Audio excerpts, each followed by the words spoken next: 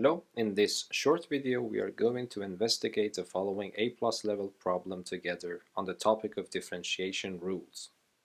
If f of x is equal to this function and g of x equal to this function, then f prime 9 times g9 minus f of 9 times g prime 9 is equal to. Pause the video at this point and give it a try to see which one of the following options is the correct solution to this problem.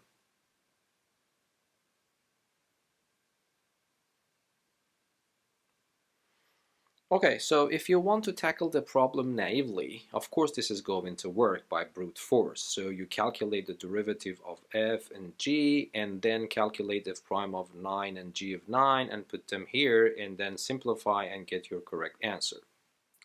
But usually these kinds of problems you need to think twice before immediately acting, because this combination hopefully should be familiar to your eyes. Yes, the derivative of a function multiplied by another function minus the other way around. Yes, f prime of 9 times g of 9 minus the other way around, f of 9 times g prime of 9 is very similar to the numerator of the quotient rule. So this is already a hint that this probably is designed based on the quotient rule. Okay.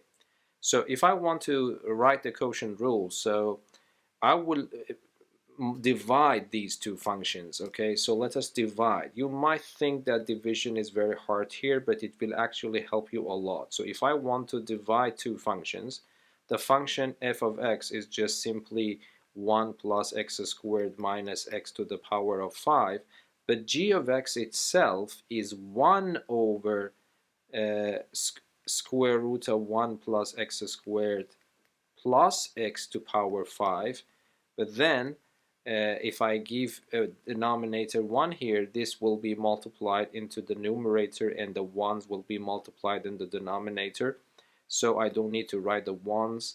I would write it as a square root of 1 plus x squared minus x to power 5 multiplied by square root of 1 plus x squared plus x to power 5. But because of the formula that if I have a n b n, I can write it as ab to the n. Okay, so I can give the role of capital A to this, capital B to this, and n to 5. So I can write it as square root of 1 plus x squared minus x multiplied by square root of 1 plus x squared plus x and totally to power 5. But now interestingly is that this is a conjugate rule. Yes, so the answer becomes the first one squared, which is 1 plus x squared minus x squared, which becomes simply 1. And then this answer becomes 1 to power 5, which is also 1. So we realize that f of x over gx is indeed equal to 1. But now I differentiate both sides, f of x, g of x, totally prime, because it becomes the derivative of 1. The derivative of the left-hand side is the standard quotient rule, the derivative of the numerator multiplied by the denominator itself, minus the other way around, the numerator multiplied by the denominator, derivative of the denominator, all over the denominator squared. But the right-hand side is just simply 0. So this fraction becomes 0 if and only if the numerator is 0. Of course, the denominator should not be equal to 0.